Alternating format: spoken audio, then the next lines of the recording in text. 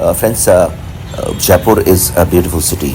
It's called Pink City or Red City since it has been painted by Raja Ram Singh to commemorate the honor of Queen Victoria visit in 1876.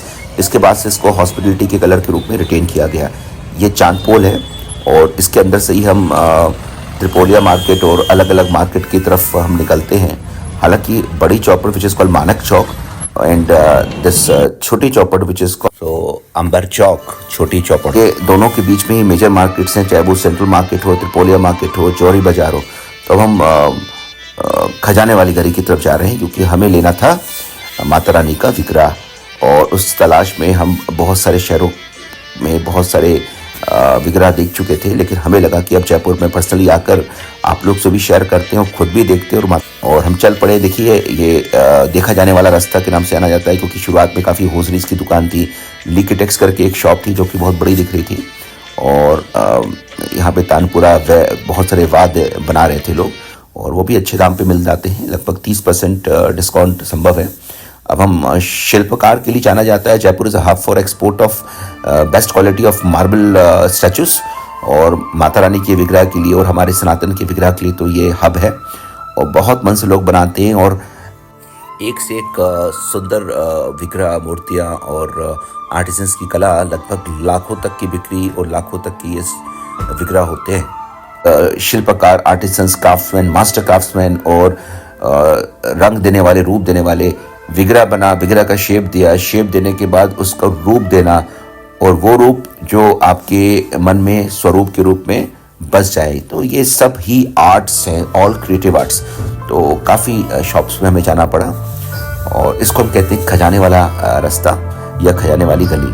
तो खजाने वाली गली ज़्यादातर and में जाकर ये मूर्ति वाली गली के रूप में देखी जा सकती है. हालांकि शुरुआत में और भी गलियां होंगी तो आप कंफ्यूज ना हो. आप पता करिए कि उसके एंड पॉइंट यहाँ पे ही आते हैं और काफ़ी सारी गलियां, सभी में आपको एक से एक मूर्ति बनेगी. तो आप सब में जाइए, देखिए, क्योंकि एक मूर्ति आपको 3 दुकानों पे अगर 21,000 की मिलती है तो हो सकता है चौथी दुकान पे आपको उससे भी बेहतर 15,000 में मिल जाए.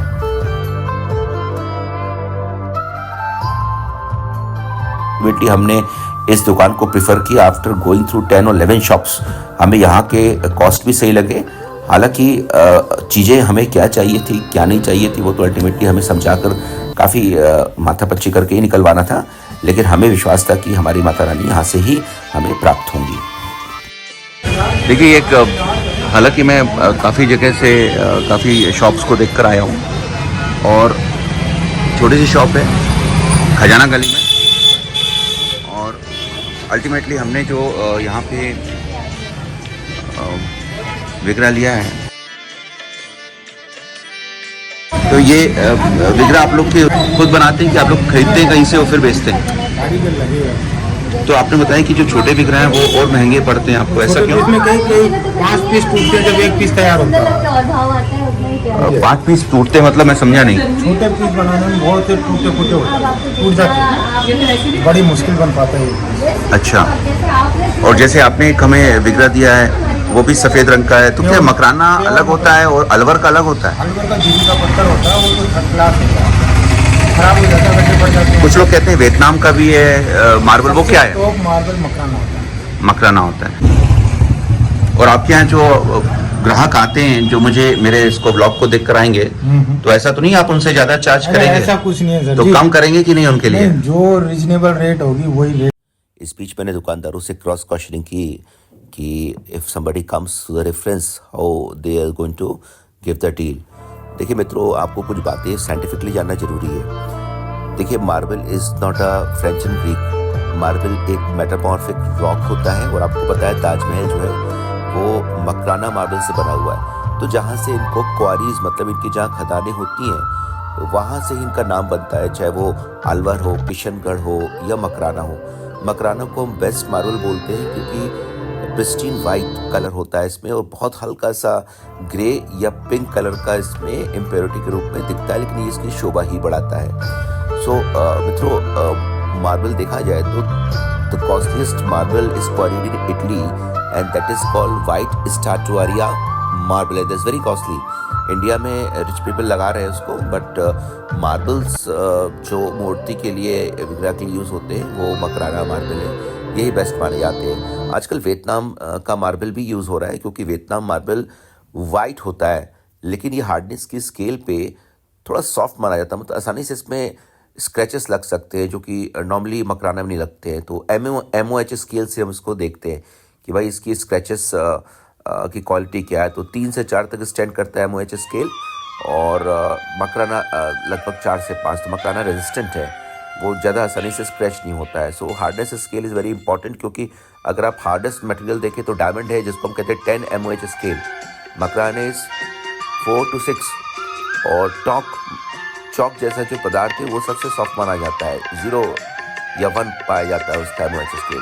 सो विग्रह के लिए हम गए बैठ पे, और हमने माता को के विग्रह को जो हमने सोचा था हल्का फाइनल टच दे दिया। अब वो तैयार है, और इनके जो पेंटर थे उनने हमें हेल्प किया और उनने बनाया इसको, तो आप देख सकते हैं इसको।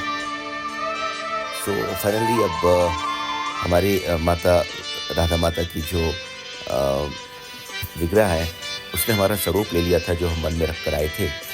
और हालांकि यहाँ पे ऐसे बहुत सारे विग्रह थे जिनका स्वरूप और हमने जिन रूप में उनकी उपासना की है वो मिलता हुआ लग रहा था, लेकिन अब कभी और अगली बार भी हम आते हैं और कुछ और लेकर जाते हैं, क्योंकि लिमिटेशन है कि विग्रह मार्बल्स दे वेरी हैवी, लगभग 15 से 20 किलो का एक सिंपल विग्रह होता है, और उसको अपने साथ फ्लाइट में लेकर जाना थोड़ा मुश्किल होता है।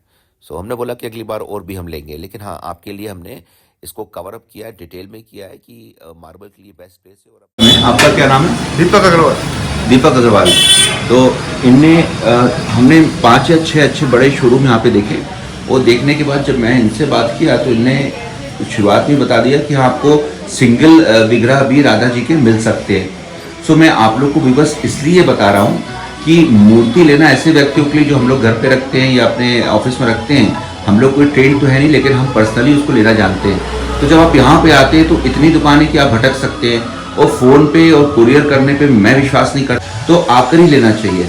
और जब इन भैया के पास आए तो आपकी दुकान का नाम, हालांकि मैं बाहर से भी एक बार कवर करूँगा, क्या नाम है? बंशीधर कैलाश चंद्र मूर्ति वाले। और ये बहुत अच्छी दुकान है, आप इन पे आइए, मिलिए। ये दाम के साथ भी फ्लेक्सिबल है, अगर आप हो सकेगा तो ये आपके हिसाब से दाम भी कम कर सकते हैं, लेकिन क्वालिटी वाइज बेहतर काम किया है इन्हें, इसलिए हमने इनको चुना।